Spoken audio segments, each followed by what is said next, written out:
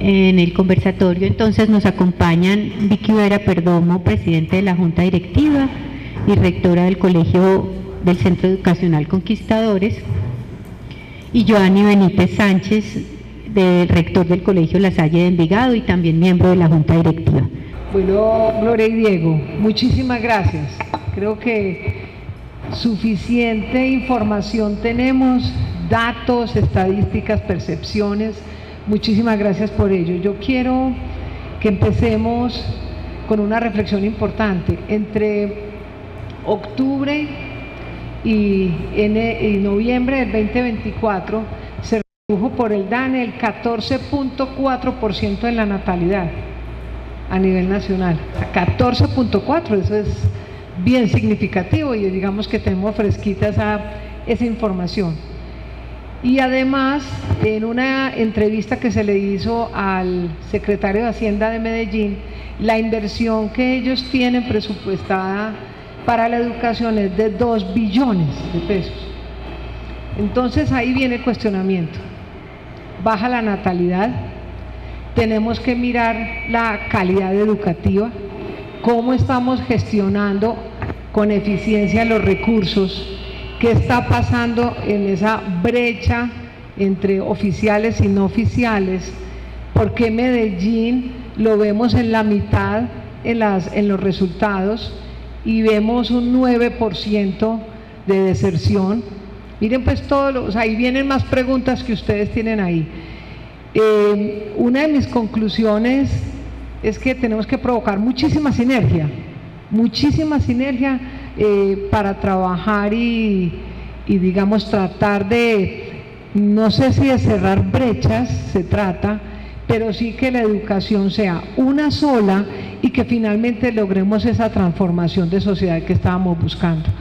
Entonces yo sí quisiera saber, además de todo eso, ustedes qué nos cuentan de estrategias, por ejemplo, para el homeschooling, porque es que el homeschooling viene una tendencia fuerte, o esto que ustedes hablan de pedagogías flexibles, ¿cierto? De toda esta educación flexible, porque finalmente necesitamos o no necesitamos la educación, necesitamos o no necesitamos la parte social que es base para formarse en valores. Uno no se forma en valores con una clase, uno vive los valores.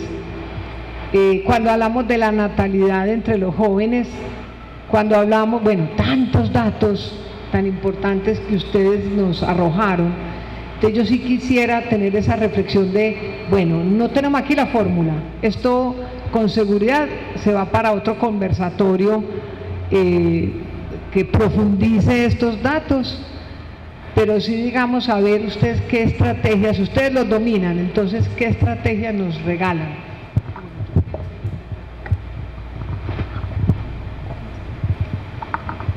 Bueno, una pregunta difícil. Yo creo que en muchos casos se ve el sector oficial e inoficial como dos sectores aparte. En mi opinión son complementarios y le aportan muchísimo a la transformación, porque en últimas ustedes lo decían, la educación es una transformación de país. Entonces debemos unirnos a hacer sinergias entre instituciones públicas, privadas, para ver cómo sacamos adelante al estudiante. Ese debe ser, y repito, el centro de todo, con calidad además. Yo creo que la división nos está haciendo mucho daño y bueno, de pronto en Medellín es diferente, pero en algunas otras regiones definitivamente el sector pues oficial no le da mucho la cara a las instituciones privadas pues para hacer proyectos en conjunto.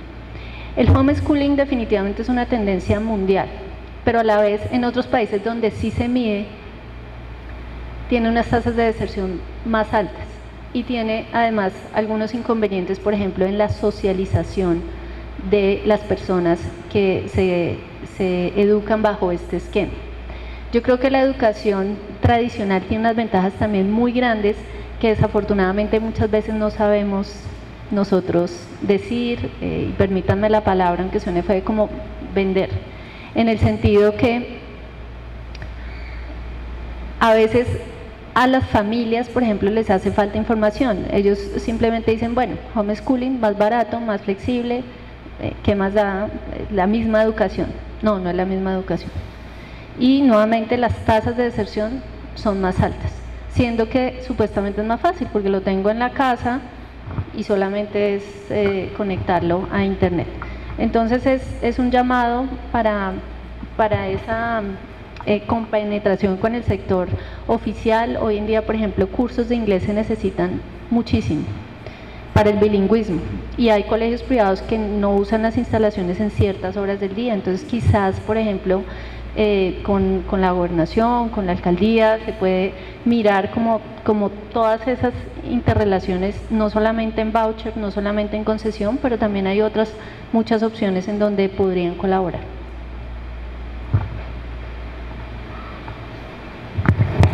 Ya.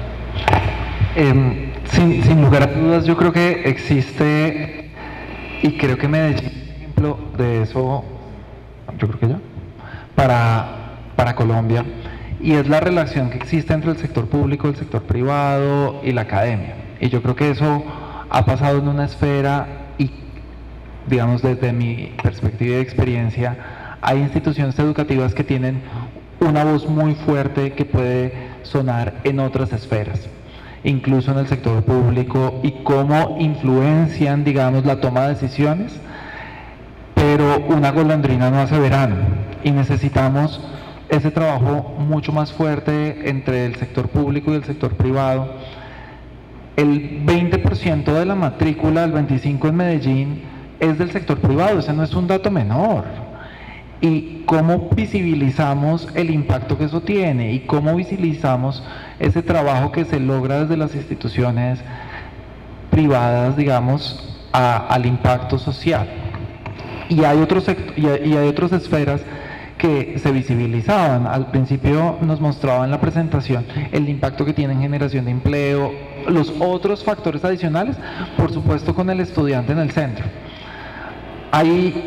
Hay otro elemento adicional, y teniendo en cuenta lo que mencionabas del homeschooling, por supuesto sabemos que puede ser mucho más, con un costo menor que el que puede significar, pero yo no sé si es costo eficiente, y yo creo que comunicarle esto efectivamente a las familias y que tengan una comunicación precisa al respecto es trascendental. Hay muchas evaluaciones de impacto que muestran que las familias, cuando tienen mejor información, toman mejores decisiones.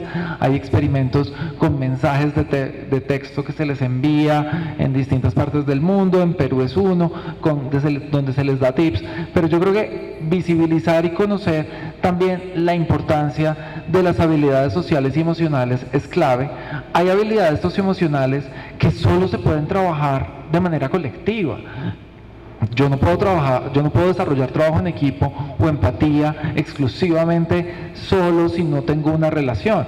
Los hogares nos decían que la principal causa por la que envían a los estudiantes a los jardines es por la interacción que pueden tener con otros estudiantes. Entonces, esto es importante y es relevante.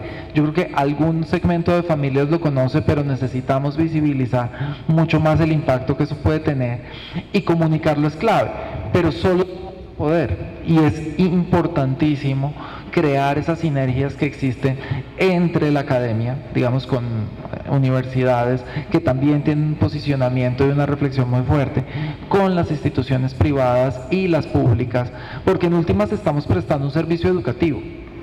Yo sí creo que hoy más que nunca es importante mostrar y visibilizar lo que está haciendo el sector privado, el aporte que ha hecho a la educación, no solamente con el 25% de la matrícula, sino también con el impacto que esto tiene en desempeños, en nuevas metodologías. Yo creo que no es menor que muchos de los programas que tenemos a escala nacional de intervención no nacieron en una Secretaría de Educación, en un colegio público necesariamente. Muchos transitaron primero por un colegio privado, que fueron escaladas, que fueron piloteadas, que fueron medidas, y ahí sí, ese es un aporte social que también tiene la educación privada al modelo de educación pública. Entonces creo que visibilizar, pero también tener una comunicación efectiva con las familias es clave para ese impacto. Súper. Bueno, muchas gracias Gloria y Diego por acompañarnos. Ahorita Vicky decía que este espacio nos tiene que llevar cuestionados, ¿verdad? Hasta con incertidumbre vamos a ir de acá a este espacio. Ahorita cuando ustedes hacían ese aporte a esta formación en casa, y tú mostrabas unos datos ahorita de unos porcentajes que están orientados a que los padres de familia tienen interés de enviar a su hijo a la escuela, en un gran porcentaje, era como el 41-42%, por el tema de la formación física y mental, y aparece otro que es la interacción con los otros. Y otra, una teoría es que la educación es un constructo social, y constantemente, seguramente ustedes rectores, han llegado a sus colegios padres de familia, o sea, que llegan con esas preocupaciones porque no quieren ver a su hijo en casa solo. Es que finalmente un chico, una chica no se va a formar toda la vida en una casa. Tendrán en algún momento tiene que salir a una sociedad, por eso la escuela es una microsociedad, ¿cierto? Y siento que es una necesidad y una urgencia de que el chico o que la chica tenga la oportunidad de encontrarse con el otro.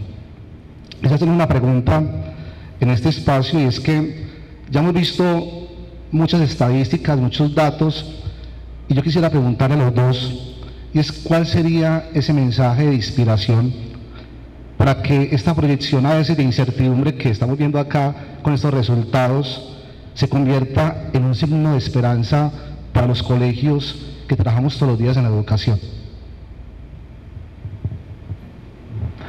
Yo creo que el trabajo que tienen los rectores es supremamente retador.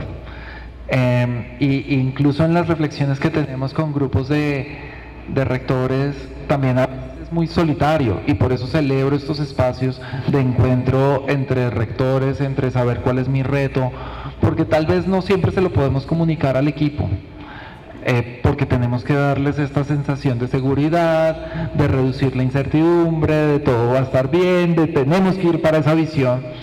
Y eso también requiere un gran trabajo emocional por parte de los directivos docentes. Pero también es la influencia que tiene el rector en su escuela o la rectora, es todo. Y si ustedes no ponen estas conversaciones difíciles en el centro, entonces ¿quién más lo va a hacer? Son ustedes, mejor dicho, tienen una responsabilidad titánica. Porque Colombia y la educación no se construye los amamos, con el secretario de Educación ni con el ministerio. Se construye en las escuelas. Y ustedes tienen una capacidad de influencia y de tener estas conversaciones retadoras dentro de su escuela sobre el currículo, sobre cómo se abordan con el trabajo con los papás. Entonces, si ustedes no ponen sobre la mesa estas conversaciones, ¿quién lo va a hacer? ¿Sí? Y es una responsabilidad enorme, pero también si ustedes solos se llevan esa responsabilidad va a ser muy difícil. Y estos encuentros entre pares, esta relación que existe de entender cuáles son mis retos y cómo el otro está afrontando ese reto y cómo lo puede abordar. En la encuesta de docentes, y perdón, volver a los datos, y directivos docentes, le preguntábamos a los directivos ¿qué es eso que usted más admira, no de usted, sino de los otros directivos docentes? ¿Qué es eso que usted admira del otro?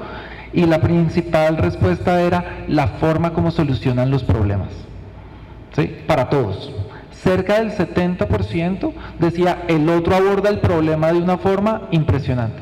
Y seguramente no es tan distinta, solo que usted a veces tiene unas lentes siempre puestos y ponérselos y quitárselos es crítico. Entonces, el trabajo entre pares y la articulación que puede tener es clave para poder sostener conversaciones difíciles, para poder transformar o llevar esos cambios que usted quiere dentro de su institución. Y yo creo que los directivos docentes tienen una tarea titánica, pero no son solos, también tienen a su equipo. Entonces, eso es.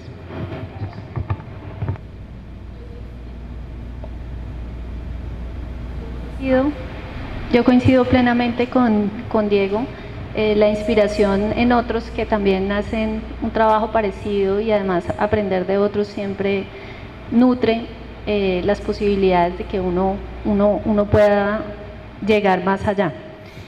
Yo creo que algo inspirador es que muchas personas piensan en el país que la educación es el medio para transformar a Colombia. no tengo las estadísticas, pero es un porcentaje realmente alto de diferentes corrientes políticas. O sea, en eso estamos de acuerdo y nosotros tenemos que capitalizar eso. ¿Dónde se rompen los esquemas? Al menos lo que he visto, por ejemplo, en el Congreso, es en el cómo. Ahí es donde empezamos a discutir. Pero a diferencia de, por ejemplo, leyes de impuesto, de pensión, etcétera, en educación, la población colombiana coincide que es importante educarse, coinciden los valores y, en mi opinión, ha habido como una falta de coordinación, como que lo damos por hecho, ¿no? Como todo el mundo piensa que es importante, lo van a defender. No, también hay que coordinarse con otros que piensan que vale la pena, también tener conversaciones incómodas porque pues, los acuerdos se hacen a partir de las diferencias y ver cómo avanzamos. Yo siento que nosotros muchas veces trabajamos de manera independiente. Este esfuerzo, por ejemplo, de tener a la academia, empresarios, rectores, me parece muy valioso porque justamente ahí estamos construyendo, de aquí ustedes van a salir con algunas inquietudes, yo también me llevo algunas impresiones y esta mezcla eventualmente nos puede ayudar a hacer propuestas que eventualmente le convengan a todos. Yo creo que también es importante para la inspiración la innovación, donde en algunos casos se está perdiendo el interés por el colegio. Para mí la deserción es el problema más grande que tiene Colombia, o sea que solamente 60 de 100 que empiecen el colegio lleguen a graduarse de bachiller, eso es una tragedia. Pero también tenemos que inspeccionarnos nosotros mismos, o sea hay muchos modelos que siguen siendo demasiado tradicionales y las generaciones están cambiando, internet, etcétera, y en ese sentido también tenemos que cuestionarnos a nosotros mismos qué podemos hacer diferente, si es educación por proyectos, A, B o C, y en esa medida coincido también con Diego que la interacción entre ustedes mismos y el intercambio de esas prácticas puede ayudar a que se haga una educación más innovadora que no necesariamente significa más tecnológica o con más recursos. Uno a veces puede hacer con pocos recursos algo muy innovador. Y eso es otro error que tenemos, que todo pensamos que se mejora a partir de plata. Sí, la plata ayuda, evidentemente la plata ayuda. Pero hay muchos aspectos que uno sí puede gestionar y cambiar que no requieren necesariamente dinero, como por ejemplo más reuniones con algunos profes o bueno, algunas prácticas que hacen algunos rectores que funcionan muy bien para cambiar la cultura de su institución. Bueno, entonces, aprovechando de innovación, el bono escolar lo que podría mostrar es un estímulo a la diferencia, precisamente, a la divergencia de tantas propuestas educativas, tantas metodologías y finalmente algo muy importante que todos añoramos y siempre hemos buscado, inclusive en educación, es la libertad, ¿cierto? En medio de esa libertad de metodologías, formas, que también obviamente obedece a un contexto, porque cuando uno habla de un currículo contextualizado, de un currículo que busque transformar precisamente ese punto local donde estamos ubicados, pero que los estudiantes tengan una visión global, que tengan esas capacidades de decisión, para mí, y yo quiero preguntarles es, el bono escolar incentivaría muchísimo esa sana competencia y fortalecería impresionante las sinergias entre las instituciones, porque ahí de pronto llegarían los ninis, porque tendríamos que rastrear muy bien dónde están esos chicos, esas chicas que no hemos podido saber porque no están en la educación, tampoco están trabajando, qué pasó en esa pirámide de filtro, cuántos entran a la educación, cuántos se van, pero ¿para dónde se van? Además de los que ya se fueron del país, ¿cierto? ¿Dónde están esos otros? ¿Cuántas becas se han perdido? Por ejemplo en Ruta N, que entregan tantas becas para estudio, pero que se pierden porque entonces o estudian o sostienen la familia, ¿cierto? Entonces, yo sí creo que esa iniciativa de un bono escolar es interesante para darnos libertad. Inclusive, cuando hablábamos de la ley estatutaria de educación, vale la pena, obviamente no pasó, pero sigue ahí, no quiero hablar de política en este momento, de este tipo de política, pero estamos construyendo política todos juntos, esto es un constructo político, entonces vale la pena reforzar las libertades, inclusive de educación. Si quiero ir a un curso, mira, ahí ustedes miraron, la gente quiere formarse en socioemocional, y después vienen que los doctorados, que los cursos, que las especializaciones, pero las personas necesitan sentirse libres y capaces de tomar decisiones asertivas para su vida. Entonces quisiera saber ustedes qué opinan al respecto, cómo nosotros las instituciones podemos formar en esas libertades. Gracias, Victoria. Tú pones un punto muy importante y es las cifras, y obviamente ahí tengo un sesgo porque eso es mi insumo principal en el laboratorio. Desafortunadamente en Colombia no podemos hacerle seguimiento uno a uno a los chicos. Si alguien sale del sistema escolar no sabemos si se pasó a otro lado. Están los datos, pero no es posible hacer esos cruces, al menos para los investigadores. Y yo creo que eso es clave para saber dónde se nos están yendo los niños y niñas. Entonces, y eso nos daría también más ideas de cómo hacer una reorganización o proponer algunas de las políticas que fuesen de alguna manera que aumentaran la cobertura, que mejoraran la calidad también. Yo creo que el bono escolar es una iniciativa que además ha sido estudiada en Colombia en los años 90 con muy buenos resultados, como les decía, no solamente en acceso a colegios que estaban por encima del promedio del que tenían acceso los chicos, sino también, por ejemplo, en mejoras de otros colegios oficiales, porque si ustedes tienen un curso de 40 personas y al lado tienen un colegio privado que es muy bueno, que tiene 12, pues sacarle 15 a este curso mejora el estado de los que están en el colegio oficial, porque van a ser menos estudiantes por curso y adicionalmente pues estos otros los podemos tener en un ambiente donde también hay calidad. Va a haber mayor diversidad. Ahora yo no estoy de acuerdo con que el bono sea totalmente por la matrícula de los colegios privados, o sea el subsidio no debe ser en mi opinión 100%, como por ejemplo ocurrió en Serpilo Paga, sino que ahí todos ponen, por ejemplo en Serpilo Paga pone la familia, pone el estudiante, porque una vez te gradúes vas a estar mejor, tienes que aportarle una bolsa para que los que vienen atrás puedan estudiar. Serpilo Paga se acabó en parte porque no había más recursos, todo era 100%, pone la universidad también porque el Estado le está poniendo unos recursos, pues tampoco le tiene que pagar el 100% de la matrícula, sino menos, y hacemos un sistema sostenible de modo que todos puedan ganar. Desafortunadamente a veces las leyes las hacemos más con el corazón que con el aterrizaje de los datos, y en ese sentido pues sí es una invitación, por ejemplo, al proyecto de ley del bono escolar a que nos pensemos cuáles van a ser las consecuencias, cuánto debería ser ese monto. Si los criterios, por ejemplo hay un criterio que me gusta y es que los colegios tienen que estar por encima del promedio nacional, porque no le vas a pagar para ir a un colegio que tiene un rendimiento bajo, ¿cierto? Y con los de rendimiento bajo hay que hacer estrategias de mejoramiento, tampoco abandonarlos a su suerte. Entonces yo creo que es muy importante, volviendo a mi primer punto, que podamos tener de pronto más información, ahora no quedarnos sentados a recibir la información, pero sí, por ejemplo, desde las asociaciones podían pasar algunas encuestas, etcétera, que dieran más elementos para poder decir cómo debería ser esa estructura de ese tipo de proyectos de ley, de modo que resulte en beneficio a los estudiantes y también va a haber unos costos para algunos, por supuesto, pero que en general sea un proyecto beneficioso para la mayoría y que reduzcamos ese alto índice de deserción que tenemos en Colombia.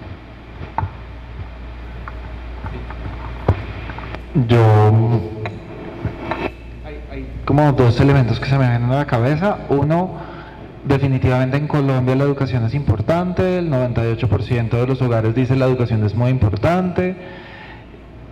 El problema cambia cuando les preguntamos sobre la utilidad y cae cerca de 15 puntos. Cuando les preguntamos si la educación es útil para la vida, pasamos de 98 a cerca de 84 puntos. Es un montón de diferencia, sigue siendo alta, pero es importante en términos de ser útil.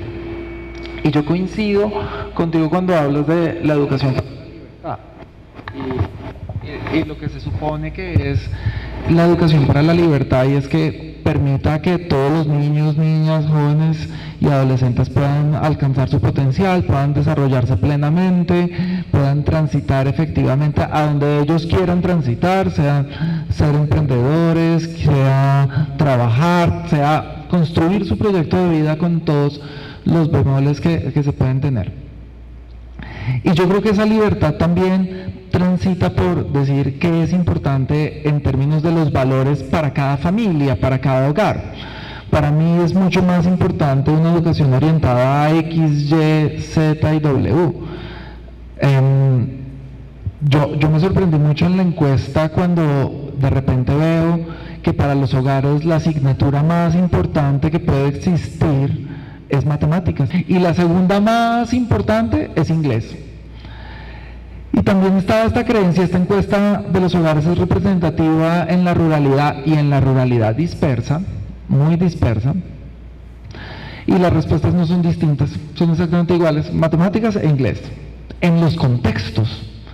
Entonces nos habla de unos intereses, por supuesto en algunos municipios sí se comportan distinto, emergen un poquito más las artes, pero poder elegir dentro de esa diversidad la oferta de cuáles termina siendo crítico, y también es una promoción para la innovación. Claudia Seda, que aquí en Medellín, pues ustedes seguro la conocen mucho, tiene una frase divina que es: innovar no es más tecnología, innovar es una forma de pensar y de ver el mundo. Yo puedo innovar con mi esfero y mi lápiz para escribir lo que necesito escribir y que esté orientado al usuario final, que en este último es nuestro estudiante.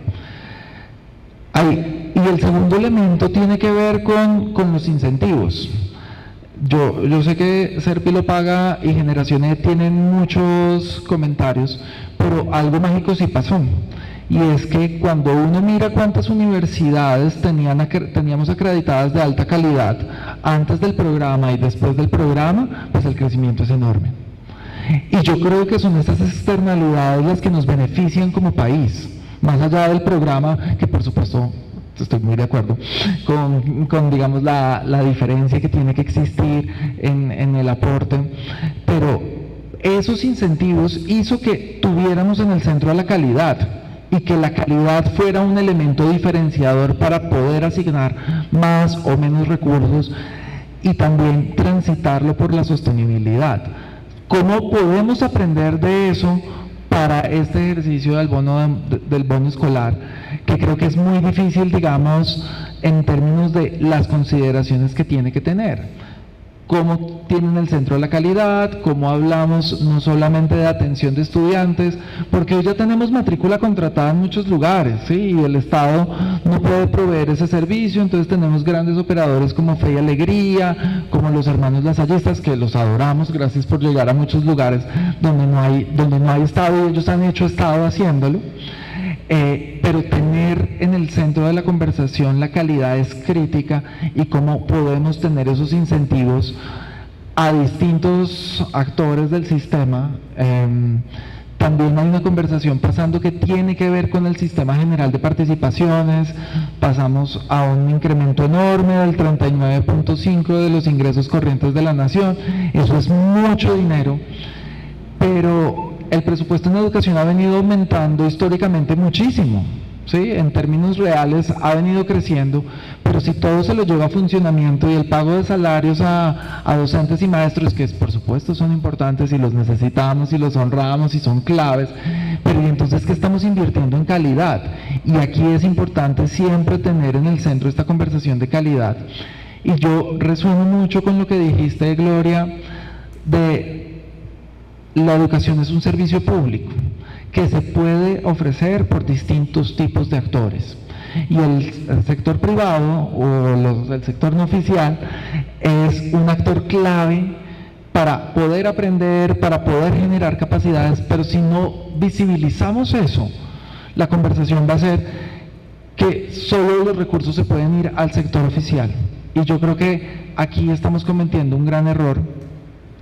Yo siempre, cuando hablo con los secretarios de educación en los encuentros que tenemos con ellos desde la fundación, les decimos: recuerde que usted es el secretario de educación de la ciudad, usted no es el secretario de los colegios públicos, usted es el secretario de toda la ciudad, y ahí usted tiene una responsabilidad con el servicio que se presta de los colegios privados también. Entonces, creo que, por supuesto, tenemos mucho que aprender en términos de calidad, pero que ya Colombia ha recorrido un camino, tenemos evaluaciones, tenemos evidencia, tenemos aprendizajes de otros espacios que podemos trasladar a esta conversación. Bueno, se nos agotó el tiempo, pero quisiera hacer una última pregunta para ellos, recogiendo algunos comentarios que nuestros colegas habíamos hecho días atrás.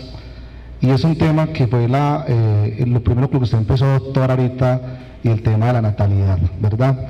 Y aquí entramos pues a un tema que a nivel social es una situación compleja, y es el tema de la familia.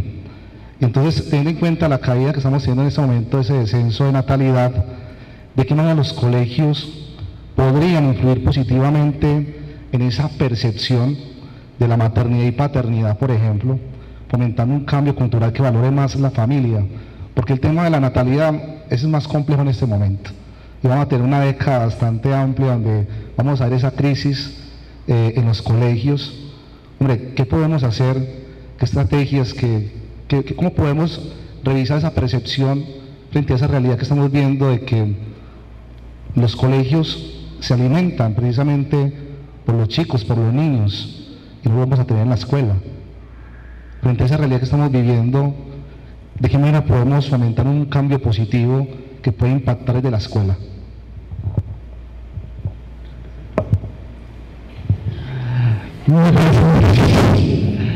Y lo primero que se viene a mi cabeza es que es un cambio muy sistémico. Recientemente con uno de mis amigos, Juan David Aristizábal, hablábamos de cómo los talentos y cómo otros países se nos roban los talentos. Y estos talentos increíbles, y esto coincide mucho con las tasas que tienen de captura. Digamos, ¿qué hizo Estonia? Estonia es un país muy pequeñito en Europa Oriental. Creo que Medellín, en términos de habitantes, tenemos más habitantes que Estonia, pero empezó a ser muy atractivo para distintos tipos de talentos. Y empezó a atraer distintos tipos de talentos por las posibilidades que garantizaba. Si no vemos esto de una manera sistémica, es muy difícil abordarlo. En términos de crear incentivos, si termina siendo tan difícil que los estudiantes florezcan o construyan su proyecto de vida efectivamente, pues va a ser un incentivo a las familias para no hacerlo. Es complicado, es costoso, requiere muchos esfuerzos, pero también yo creo que hay un valor enorme que es el de la filantropía. Cómo yo hago cosas por los demás, y eso incluye a los hijos, a la familia. Hay una investigadora que habla de cómo poner en el centro a los demás, incluido mis hijos, incluido otras personas. Atraviesa por dejarme de poner en el centro a mí mismo. Y esto termina, y de pronto soy muy conservador, por traer otros valores de antaño, que es poner a los demás en el centro. ¿Cómo ponemos al resto de personas, mis hijos? ¿Cómo promovemos una cultura de un valor social que requiere dejarse de poner en el centro a ellos? Cuando se les preguntaba a estas personas por qué hacen lo que hacen, a pesar de no conocer a las personas, tiene que ver con que ellos decían: pues yo no soy nada especial, yo no estoy haciendo nada especial, yo soy uno como uno más. Pero eso tiene algo mucho de especial, y es que esas personas dejan de ponerse en el centro para poner en el centro a los demás. Y traer estos valores y recordarlos creo que es crítico, y el valor que tienen los colegios para hacerlo es todo. traer estos valores fundamentales, socioemocionales sobre el otro puede tener un efecto en espiral. Pero si no estamos abordando el problema de manera compleja, es retador. Me parece muy difícil esta pregunta. Concuerdo que es muy difícil la pregunta, porque depende obviamente de las decisiones de las personas y de las percepciones. Por ejemplo, de mis amigas que salimos del colegio, la mitad decidimos tener hijos y la otra mitad no.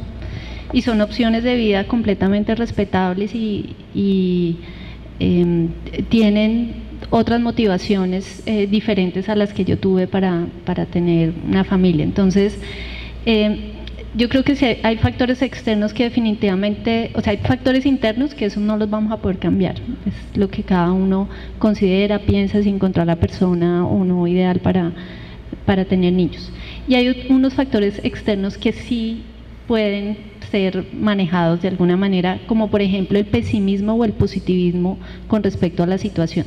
Entonces, cuando hay por ejemplo, después de la Segunda Guerra Mundial, nadie o muy pocas personas querían tener hijos, porque estaban en un estado de depresión y decir, traer hijos ¿para qué? Para ver una guerra, para etcétera, etcétera. Entonces, en la medida en que la situación del país vaya bien, yo creo que habrá más personas que se animen a tener más hijos, porque la principal razón de no tener más hijos es económica, cuesta bastante.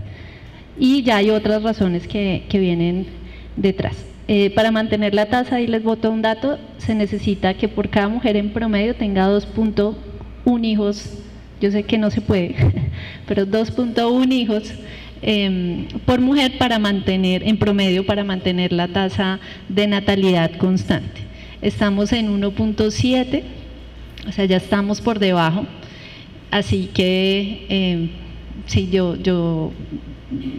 nuevamente, muy difícil la pregunta. Yo ya aporté, yo ya hice aporte. Y sí, y yo creo que es más bien mirar qué vamos a hacer nosotros con esa situación, porque es posible que no cambie esa tendencia.